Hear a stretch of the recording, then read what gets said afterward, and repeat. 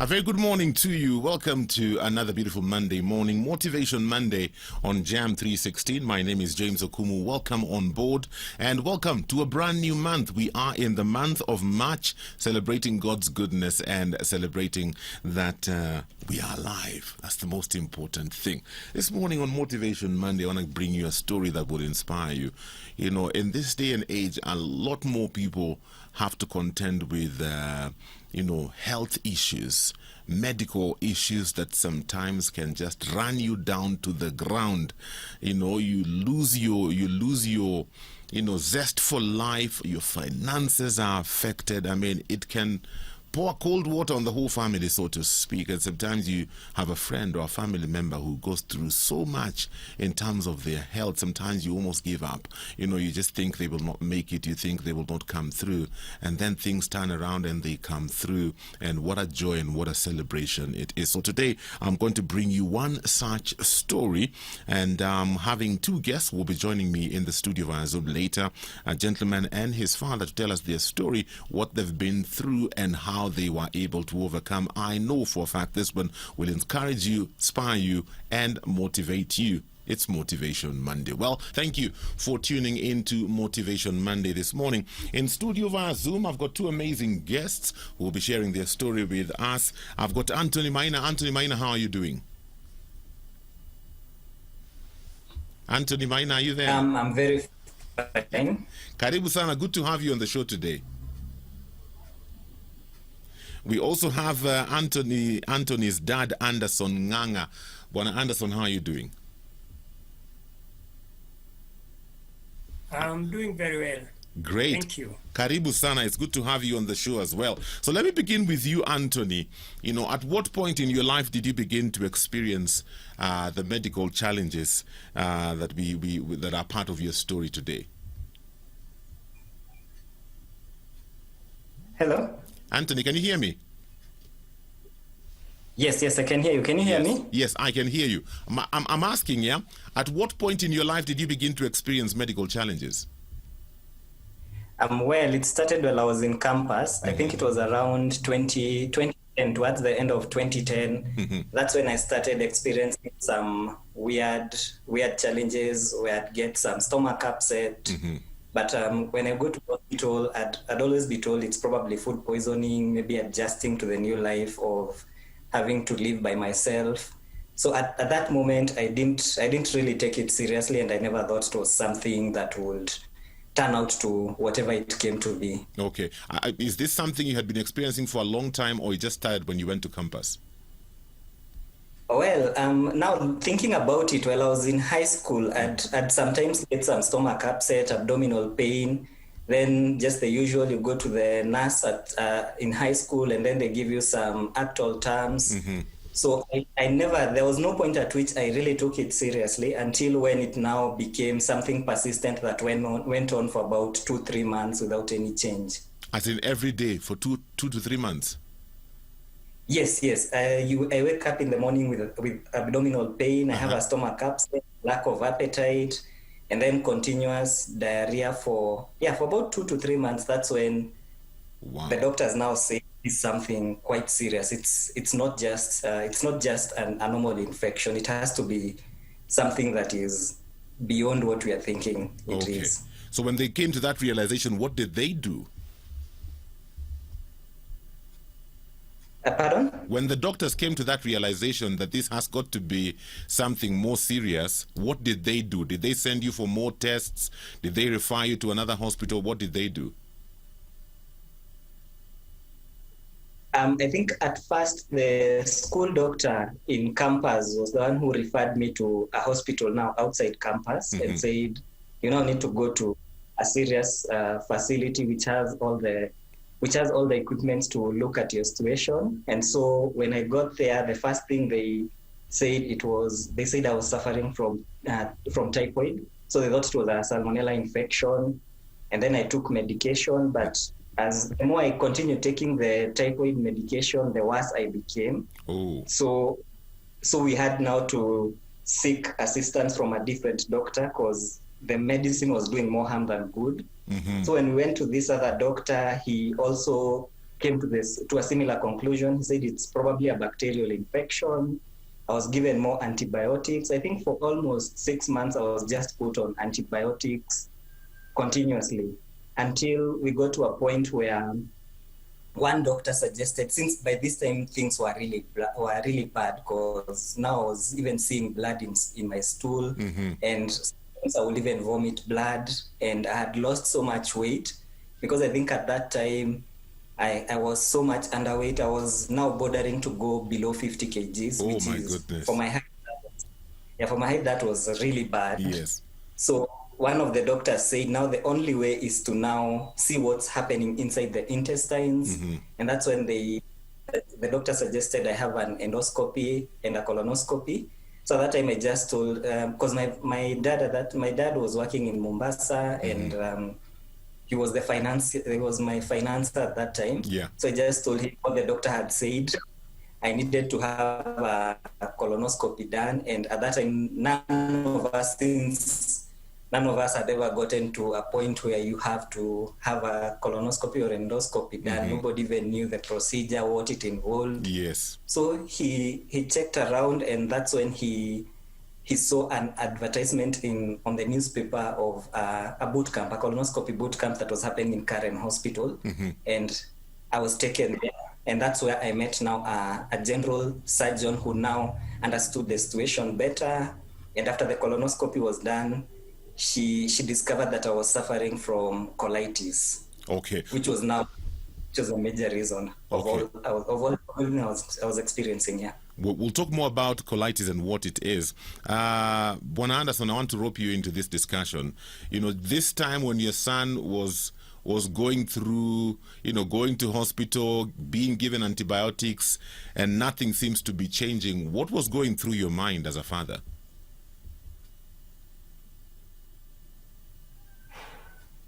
Actually, a lot was going through my mind, because all through, even when he was in campus, before we knew that maybe the seriousness of the disease, I was the financier.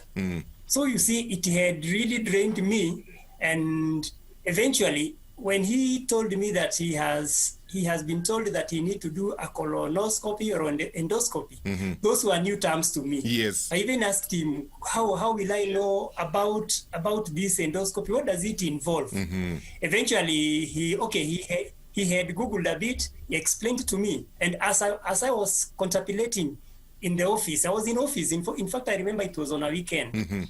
I just took an old newspaper. Yes. And as I was reading, it was something with 2 or 3 days old.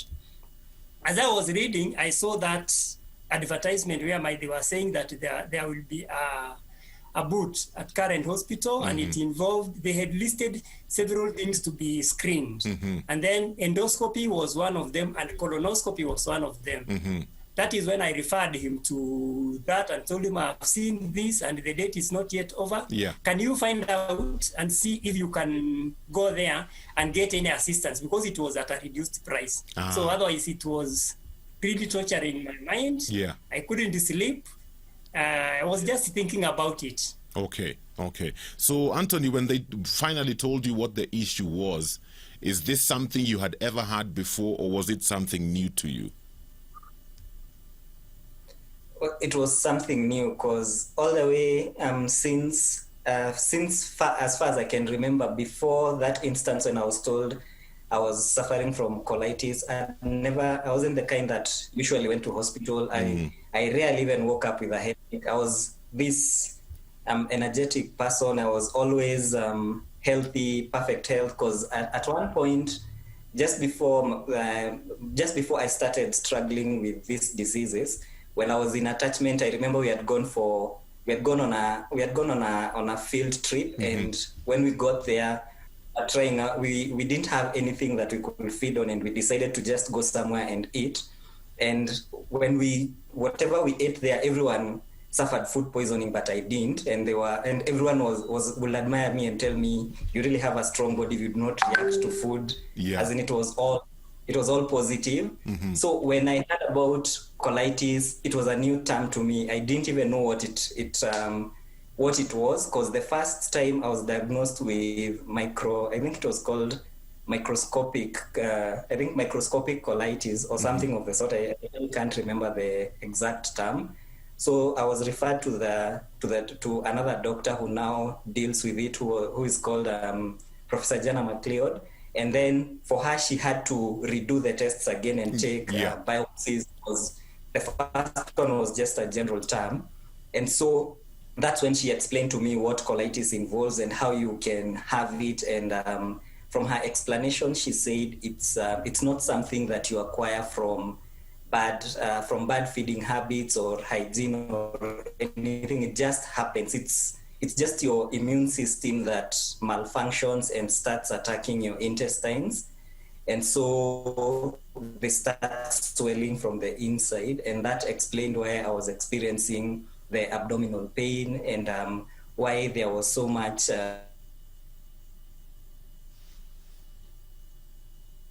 Seem to be losing you. Okay. Seem to be having a bit of an issue with the connection there, but Fortunately for... Oh, yeah. You're back. We had lost you a bit. Okay. Yes. At what point? When you were mentioning what the doctor was explaining to you. Oh yeah, so she explained that it's more of it's swelling of the intestines, and the intestines may end up getting blistered. So when you're passing motion, you'd see blood, and that would also, and it can also result in diarrhea because you're not able to absorb food very well. Yeah. And then definitely if the blisters break, you'll experience a lot of pain. And then she said, unfortunately for that, there is no cure for it. The only thing you can do is hope to manage it. And maybe the only way if it becomes too severe is removing the colon, which is not a good thing because living without a colon is really hard. Okay. So so she just took me through it, told me about how you can manage it, how you can survive with it, and the medication that you require to take. Okay. So at that point, when I was told the medication I required to take, she said that medication is a little bit heavy on the liver, and so they had to do some liver function tests. And then when the results came, unfortunately, my liver was also malfunctioning. It was at a terrible state. Oh my goodness. So at first she thought that the liver had been damaged because of the very high number of antibiotics that I had taken before diagnosis. But then on further investigation, so she first withdrew me from all the medication that I was taking at the moment. And then after about 1 month, she did another liver function test, and it was still very badly, it was performing poorly. So she now started investigating why is the liver performing poorly. But before she even did any further investigation, she just highlighted to me that at times you might have colitis. At that time, it had been diagnosed as eosinophilic colitis. So at times you might have colitis, and it goes all the way and affects your liver. Okay. So they did a scan of the liver, and they found that the swelling that was happening in the intestine had also happened in the biliary ducts in the liver. And the whole tree was blocked. The whole biliary tree in the liver was blocked, damaged as a result of that. So after an MRCP was done, I was now diagnosed with a second disease, which is known as primary sclerosing cholangitis, which now affects the liver. Wow. Okay. Okay, Yeah. we'll get to talk about that more, and also Dad will also get to find out from you when your son finally called you to tell you what the report the doctors had given him. What was your reaction? We'll talk about that shortly. It's 19 minutes after 8. This morning we are having a conversation with Anthony Maina and his dad Anderson Nganga, and they're telling us the story of Anthony and how he overcame all these challenges, medical challenges that he found himself in. If you have any questions for us today, 20316 SMS line, WhatsApp number 0786 316 316. In Motivation Monday, and today it's all about overcoming, my friend, overcoming adversity. And we are having two wonderful guests in studio with us via Zoom, Anthony Maina and his dad Anderson Nganga. And Anthony's telling us his story. So here he is experiencing stomach pains, finally gets a diagnosis, but then the problem is actually deeper than he thought. So back What to you, Bwana Anderson, when your son finally did call you to tell you what the doctors had told him, and now you're discovering it's not one issue, it's two issues? What was going through your mind?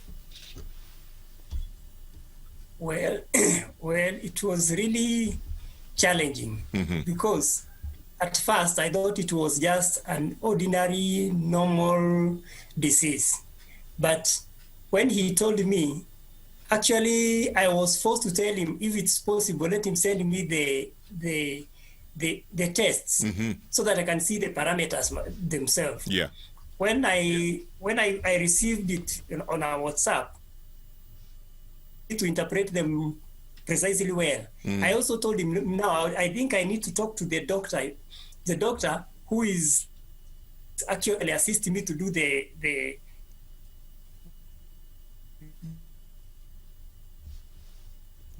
Professor MacLeod, yes, who was at this time had turned to be like a family doctor, and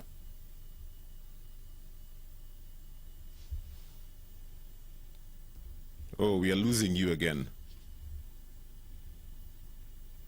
she was really assisting us. Go back a bit. Go back a bit. We had lost you there for a few seconds. You know, so when you got when you got the report on WhatsApp. When I got the reports on WhatsApp, I couldn't interpret them properly.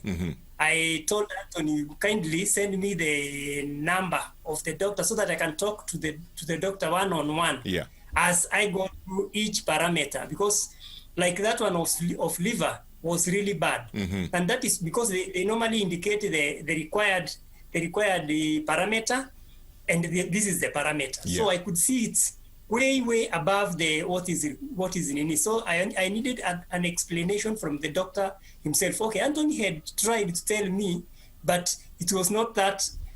I really wanted the doctor to tell me. Yes. And that is how when the Dr. MacLeod actually explained to me, and after interacting with him so many times, he even ended up that anytime he finds something, he could call me direct even before telling Anthony. So it was really torturing, and I had to give it all. And even at times, at my place of work, they were finding me doing more of Anthony than work. Wow. And I received a number of warning letters. Yeah. Because when you are talking to the doctor, you need to step out of the office, talk, then come back. And our office was an open office whereby the desks were all over. Yeah. So you see, I had to step out. So stepping out so many times actually led to some other, and even it led to me just giving up the job so that I can concentrate on this and do other things later on. I had to give up the job when the thing became so serious, and when we went to look for funds and something like that. Yeah. You see, I had to do my job. So it was really torturing, and you can imagine now trying to save your son and you are not employed. Yes. So I had to put it all, and I knew God was with me. All I relied on were prayers. Okay. Yes. Does Anthony have brothers and sisters? Anthony has only one brother. How did this affect him, the brother?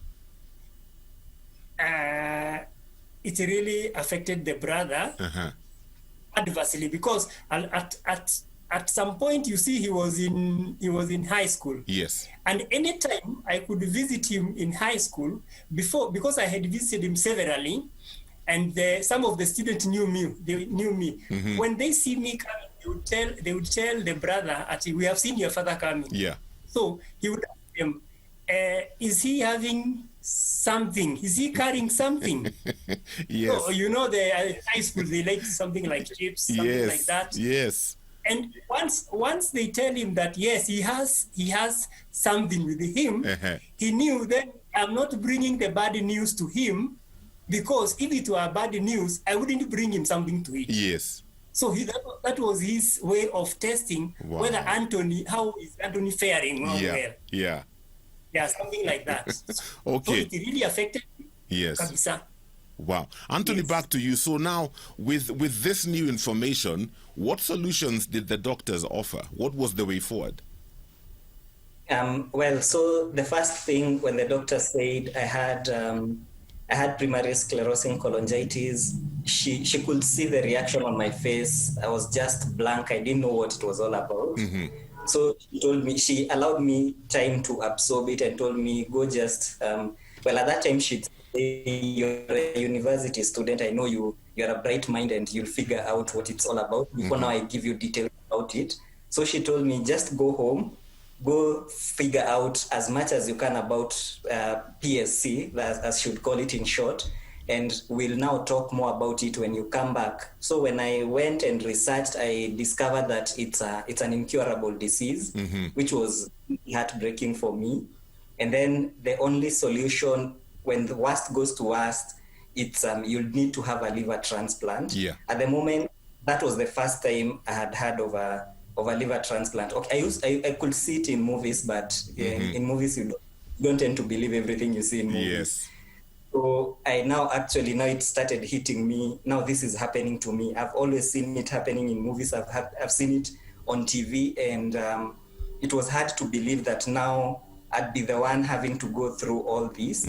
So when I went back, she told me that she asked me what I had learned about it, and I explained to her, and she said, well, you are right, that's exactly what it's all about, and since there is no cure for it, the only way to save your life is to remove the damaged liver and give you a new liver. Okay. And then from the movies, I will always see that people are getting livers from a cadaver, from someone who has actually died, and I didn't know how that would happen. First, in Africa, it was at the time it was only 2 countries that would offer, I think South Africa and Egypt.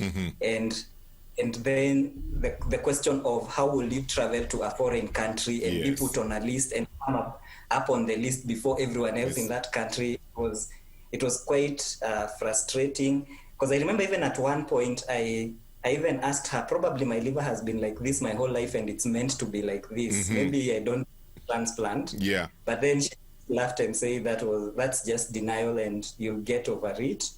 So at one point, that's when she told me you should research on Indian hospitals, because at least they do living donor transplants. Just look into that, because she was more based in a Canadian setting and the Western setting. Okay. So she just told me to look for a doctor who is based on the east side of medicine. At least them, they are a little bit experimental.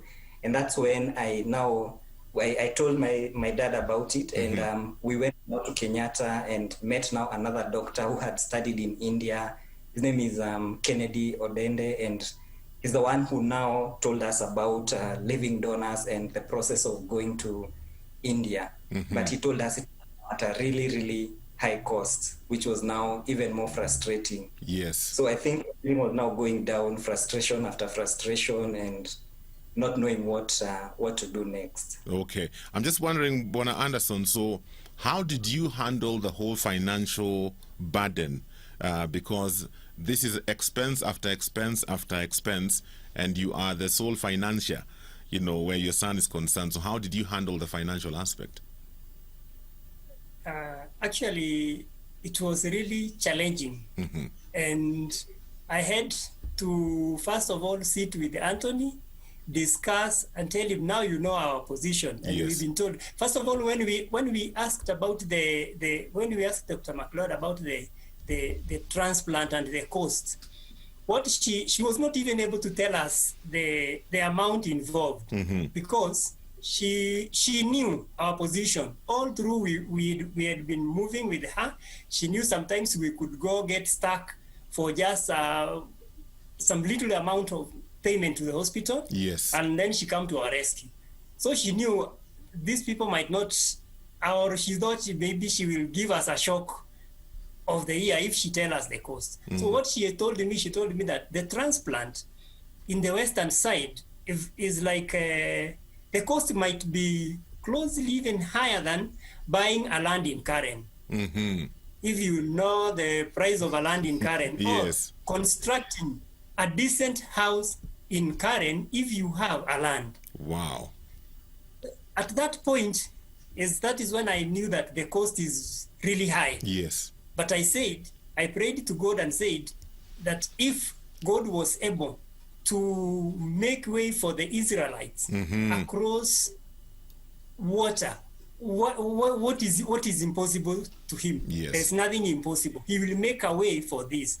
I continued praying, and then I talked to Anthony. Then Anthony said, now let's meet friends and talk to friends. In fact, the first person we met and discussed this thing was the current governor of Nyeri, Mr. Mutahi Kahiga. Wow.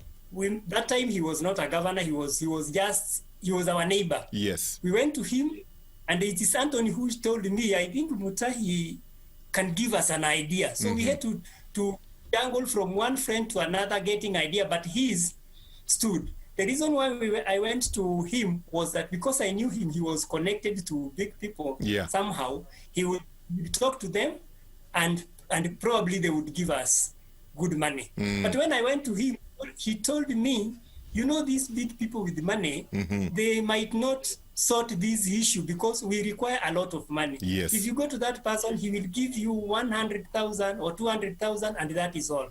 What we need to do is let us use the social media, and we will overcome this. In fact, he encouraged. Okay, here we go again. At that time, he was a preacher. He was a preacher.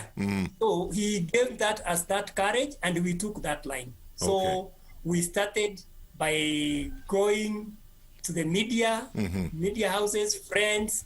Before even we reached a point of saying that we want a fundraising. In fact, at that time when we were talking to him, he told us that we need to do this thing. It was around February. Yeah. And by April, we need to have a big fundraising after coordinating all our friends. And that fundraising will take us through this. And that is how we managed to make committees, to go to social media, share Anthony's story.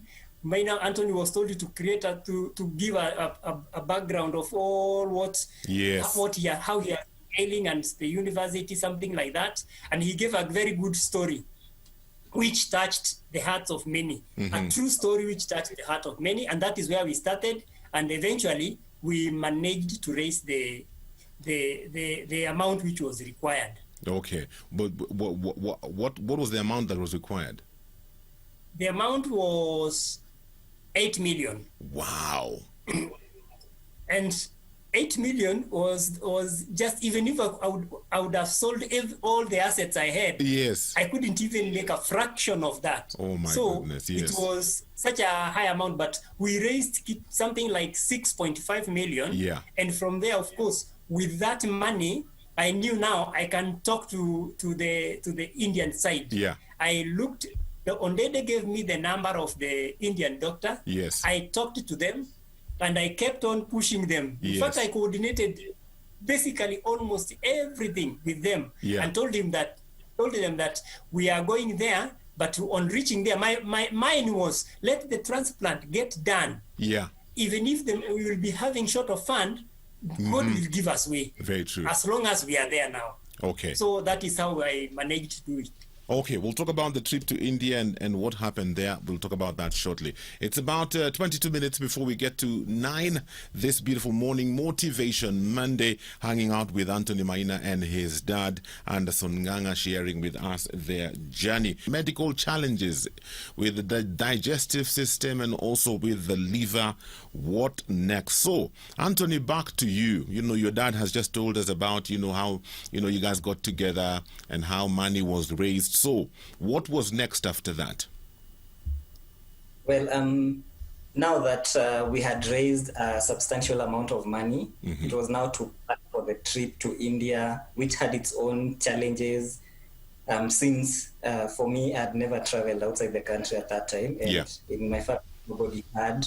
So we didn't even have a passport or a visa, but we had now, by that time, we had created a network of friends and family who are now helping. But then as now, it was more of now racing with time, because the issue was now becoming worse. Yeah. By the day. So we did travel to India on, I think, 31st May, because we landed on 1st June.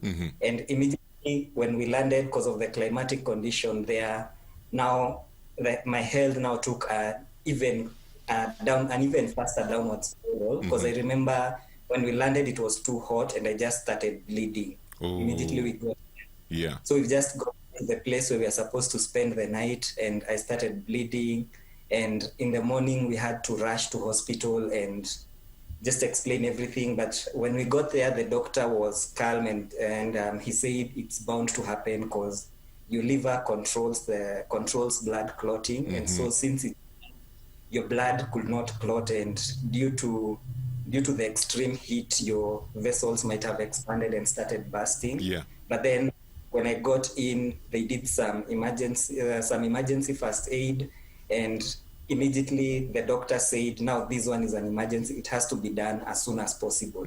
And there's a whole entire procedure before a transplant is done, because we had already selected who would be the donor, and at that time the person who was selected was my mom, because my brother was in his last year of campus, so it wouldn't have been fair for him to miss out and come join us. And then my dad, his age, he was bordering on the age limit, because I think 55 is the maximum, and he was just a few short years from 55. So I was considered as the next best candidate after my brother. And so when we got there, they had to do lots of tests on her just to ensure that it's okay. And we also had to get approval from the government saying that they approved this person to have this procedure. But they were really supportive, and they did try to rush it as quickly as possible. But then at all that time, I was also scared, because I didn't know what to expect. I didn't know what amount, and I didn't know anyone who had gone through a similar process and come out of it. But once the doctors there realized that I look a little bit blank, they introduced me to people who have actually gone through the procedure there, and I will talk. Tell me, just be calm, everything will be okay. They even showed me some Kenyans who had come for the transplant, and they were recovering well. We made a few friends there who had their procedure done, and they would tell us, we came here 2 months ago and now we are ready to actually go back home and we are perfectly healthy. And I think that's a point of encouragement for me. And now at that time, I started seeing the light at the end of the tunnel. Okay. So was the transplant eventually done? Yes. Now the transplant was done on June 13th. It was actually a really long procedure, because I think I went in at around 7 a.m. and most of that is hazy for me. I think my dad is placed to explain, because he was the one who was aware. Because I remember when I was put to sleep at 7 a.m. I woke up the next day at around, I don't even know the time, because I was just in ICU, a room with no window, nothing. I couldn't tell the time. So for me, from the point when I was put to sleep to when I was now taken out of ICU, just felt like one really long day, because I was now, at that point is what I can literally say, I was walking through hell, because there was so much pain. I wouldn't feel my legs, I couldn't feel my stomach where the cut had been done. And I was having so many hallucination, nightmares at that time. And when I would ask the doctors, they'd say it's part of it, because your liver gets rid of toxins, and the toxins are now getting to your brain. So, and they had actually even explained, when you wake up, you'll have lots of hallucination, you'll have lots of nightmares, to a point that I wouldn't sleep. They had to actually give me some anesthesia so that I can go back to sleep, because I really didn't love going to sleep, because a scary moment, and I wouldn't even concentrate on anything. I wouldn't be able to read, and it was just one of the worst periods in my life at that time. But at least I got through that part which was about a period of, actually after I was discharged about a month later, that's when I came to realize it was actually 9 days in ICU. But for me, Wow. it felt like one really long day that wasn't ending. Because Wow. you wouldn't tell, Yes. you couldn't tell morning, evening. There was a clock that was always there facing me. And every time a nurse walked in, I would ask her, what day is it today? And to me, it felt like they said the same thing. They would tell me it's Tuesday. And I would ask them, when am I going to get out of here? And they'd say in about 2-3 days. Then they'd come back. I'd always look at the clock so that I could try and keep track of time. But I would probably check the time and see it's showing 7. Then I go to sleep and wake up and find it's showing 8. Now I'm not sure whether it's 8 a.m. or it's 8 p.m. I'm not sure how long I've slept. I couldn't just keep track of anything. So the nurses will try to engage me and try to just make me talk. They will bring in a phone. I talk to my dad and I'd ask him a few questions here and there. He'd ask me some questions. And they say they tell me the importance of this was just to make sure my brain was working as expected and just remain sane, because it wasn't that easy. Okay. So because I don't want us to run out of time, we need to hear the whole story. How long did the recovery process take? It took I was in hospital for 21 days. Uh-huh. Then I was discharged, but I couldn't leave that country at the time, because I had to go back to hospital every 2 days. So the entire duration in India, I stayed for about close to 4 months for them to now say you're good and you can come back. And then that's after they've now run tests and they've moderated the medicine, because there's some lifetime drugs that you take just to prevent the liver from ever failing. So you take some immunosuppressive drugs, and then remembering from the beginning there was still colitis, which was not cured. I had to take medicine to control the colitis so that the whole scenario is not repeated again with this new liver. So they put me on medication for colitis, and they put me on immunosuppressive drugs to protect the liver from damage from my own immune system. Okay. So the medicine for colitis is medicine you have to take for the rest of your life? Yes, I have to take that for the rest of my life. Okay. It's daily medication? Yes, I take it 2 times a day, at 10 a.m. in the morning and at 10 p.m. in the evening. Okay. And when you do that, everything is stable, everything is okay? Yes, it's stable, but then there's some times where there could be some flare-ups, and when that happens, I have to go to hospital for readjustment of the medication. And I have to keep constantly monitoring my vitals to just check how are my intestines faring, how is the liver faring. Because I think sometime like about a month ago, there was a slight scare when the colitis came back, and it came back in full force, and the doctor said, you have to now actually have a test done and see whether it's now getting back to the liver. But then fortunately, when I had that test, it showed that it hadn't gotten to the liver. And so I'm still now due for another visit to the doctor so that they can actually see what they can do about it to just bring it a little bit down. But now mostly it's living by faith and trusting that the whole issue will not repeat itself again. Okay. Because of this condition, are there things you are not allowed to eat? Well, it's not that I'm not allowed. The doctor said I should just monitor and see how I react to various foods. Okay. So mostly spicy foods are a no for me, because they do affect my intestines. And then other things and foods that can cause hyperacidity. That's also for me, because now it's just protecting whatever is being absorbed in my intestines and making sure that I'm taking food that is gentle for my digestive system. Okay. So with the medication, you're able to lead a normal life. If somebody doesn't know you have an issue, they wouldn't know. Yeah, you wouldn't. You can't easily tell that there's anything going on, That's good. Maybe we can finish with you, Mr. Anderson. Just looking back and where you are now and what your son has had to go through, what are some lessons you've learned and what can you tell us?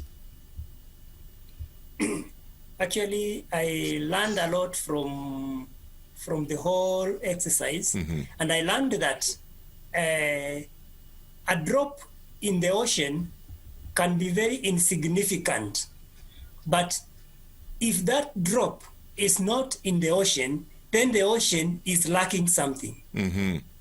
Which means that during the collection, or when we went to the Kenyans, they came out in large numbers. Yes. And whatever little anybody was putting was, to him, maybe he thought it was insignificant. Yes. But to us, it was very significant, as without that, we would not have had what we had. That is one lesson I learned. The other one is that trusting in God in everything. Like when we were in India and Minor Anthony was recovering, there is a point when it reached and the doctors were like, his intestines were not responding to the foods in the hospital. So they reached a point, and his health was deteriorating. They reached a point of even discharging him to the high dependence unit. It is from ICU to high dependence unit, so that they can give him to me. We try to manage. They do their part, I do my part. They told me to look for African food, and we are in India. Look for African food, give him, so that we can see if his intestines will start reacting to the way it is required. In fact, they were only expecting coming out. Even if they give him what kind of food, no gas was coming out. And one condition was, after the surgery, the first thing to do is the gas must start coming out. I had to run up and down because now he had deteriorated. He was around 45 kgs. Wow. So, and you see, I learned that don't give up. When I asked Anthony what does he feel like eating, he told me, I want gizzards. I started looking for the chicken slaughterhouse. And it was not possible for me to find one. I had to go interior. And when I reached, I finally managed to get to the slaughterhouse. And after a very big struggle, because I had even to walk, the person who was slaughtering told me that they cannot get those gizzards, because once they slaughter a chicken, those things are given out and they are sold. They were not there. I ordered them to slaughter 10 chickens and remove the gizzards, give them to me without minding the meat, where they will take the meat. Wow. I paid for the whole chicken to get the gizzard. Yes. And eventually, I managed to get those gizzards, took them to hospital, prepared food, took to Anthony, and when Anthony ate that, the immediately the genesis changed all of a sudden, and they started. The intestine started reacting the way the doctors want. So never give up on anything. Even if it is God is with you, pray God, and you will get to the point where you want. Wow. Surely then you need the faith and the strength and the prayers from Kenyans when we were in India really assisted us and took us to a different level completely. Wow. Anderson and Anthony, thank you so much for finding the time to talk to us. Unfortunately, our time is up, but Anthony, we rejoice with you this far. God has brought you. We continue to pray that, God will continue to give you strength and to heal you completely, because God is able to do the impossible. And so thank you so much for being a part of this conversation this morning. I'm out of time for today. I hope Anthony's story has been inspirational to you. I love what Anthony's dad has said. Don't give up. Keep pushing, keep believing, keep pressing on. Even when it seems like things are not working out, do not give up hope. Keep pressing in. God is with you. For this and more of our shows, log on to www.familymediaonline.com to enjoy a wide variety of programs, from current affairs to testimonials and features, pastoral and inspirational shows, kids entertainment, and so much more. Also stream live on www.familymedia.tv.